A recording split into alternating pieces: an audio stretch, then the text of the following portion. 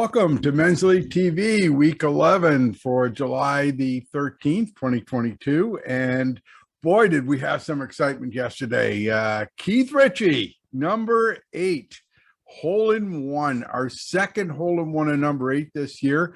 And thanks to Ron Warwick from Remax, Keith will win a $500 first play award from that, and a presentation will be made next week. I'm hoping to get Ron on as in an interview to describe exactly what he does, and to thank him for his generosity this year. Thank you very much, Ron. It's really nice of you. Keith, I have an interview, a short interview with Keith on his hole-in-one. He was quite surprised to get it. He didn't even know it went in until they got to the hole. And so congratulations to Keith. Great news. Yesterday we had some pretty good scores. Looks like John Henry McDonald came alive. He shot a 2-under par 33. And we had a tie between Bill McGregor and Chris Kelly, two former winners of the low net. Yesterday, they both shot a low net of 29, but Bill McGregor won the prize in a coin flip. I've been asked by the club captain to go over handicaps.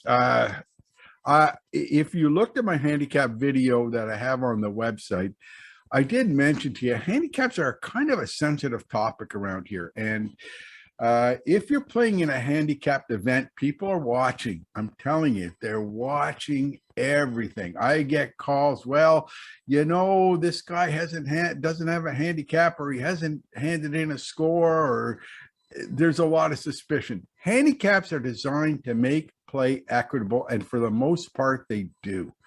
But there's a couple of things you got to do. One, make sure you enter all your scores into the Golf Canada website.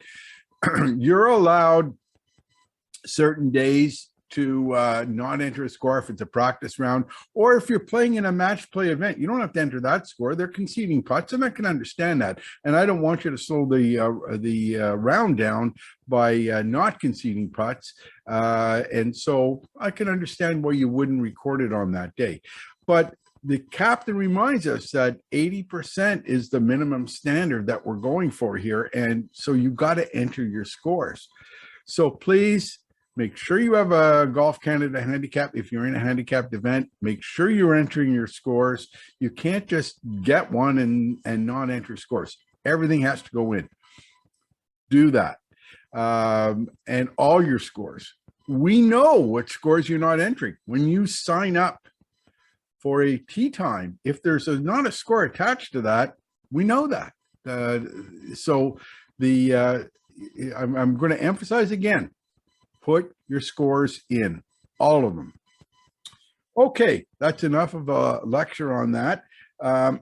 Next week, I'm going to be kind of busy. My son's getting married on the Friday. Thursday is going to be a day that, I'm going to rehearsals and stuff like that. Hey, listen, I was happy to get an invitation. So, but now I have some official duties. And so it's going to be a restricted men's league next week. I don't even know if I'll be able to do a men's league TV update. I probably doubt I'll be able to do it before Friday. I might be able to do something on Sunday and sending out, but we'll see what happens. But I will try and get the website updated as best as possible. Certainly all the stats will be updated. So please be patient with me next week. I won't have a whole lot of time. Okay, last thing I want to talk about is the honor roll this week. I promised you that I would publish the honor roll, and I did. And if you look on the website, you'll find 4 gentlemen's names. Certainly, the number one, I think, player that's been tearing it up the most is Rob Mustard. He has been working at a furious pace. He'd be leading the gunner, but you have to have 11 scores to register a gunner score. It's my software, just one of those things. But he would be leading it right now. He's been playing outstanding golf. He's second in the birdie race. He's certainly going to be leading the gunner race. yesterday, another great 1-under par round. So no question, Rob Mustard, #1 guy in the honor roll. Close behind and playing very, very good golf. Had 2 birdies last night. Martin Jackson leading the overall race. It's going to be tough to catch him because he's had such a solid start to the season. He's got 11 weeks to replace rounds that, maybe not as good. So Martin's been playing great. He got an A. Probably could have been an A+, but he had a couple of weeks where he was a little off. But he's playing great golf right now, and got to give him credit. He's doing really well. So congratulations, Martin. You're on the honor roll this year at the halfway mark. Third, guy who's really improved his game. He took a few lessons and he's just tearing it up for a few weeks, and he's still doing pretty good. He's played 1 less game than everybody else, and he's within striking distance of taking, being in first place. So, and that's Jeff Hall, our captain. Jeff has been playing extremely well, and again, he's off to a good start. And had he not missed that 1 week, he'd probably be close to first place, if not in. So, congratulations, Jeff. You got an A- and on the honor roll. Finally, my playing partner, Steve Aerosmith, up until yesterday, again, was within 1 game of being in first place. He has played very, very well. Yesterday, he didn't play so well, but you're allowed a glitch here and there. And so, Steve, you nabbed the 4th spot on the honor roll. But Steve, you're on my fantasy team. You got to keep it up, my friend.